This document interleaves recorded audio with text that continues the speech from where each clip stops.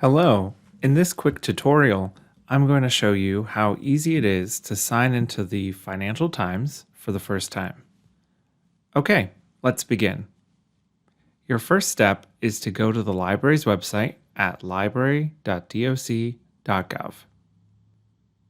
Now click on this Databases A to Z button. Databases A to Z is sorted alphabetically.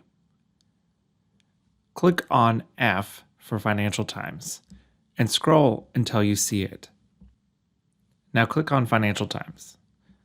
A new window will open and take you to the library's Open Athens login portal. Enter your Open Athens username and password. If you can't remember what your username is, you can use your .gov email address associated with your Open Athens account. Now click Sign In. Okay.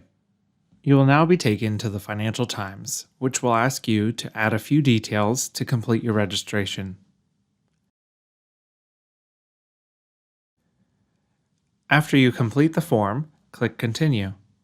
And to begin reading right away, click Start Reading. That's it. You now have unlimited access to FinancialTimes.com. Enjoy instant mobile access on your phone and tablet devices by logging in with your Open Athens account. To learn more, check out our Databases Troubleshooting Guide. Thank you.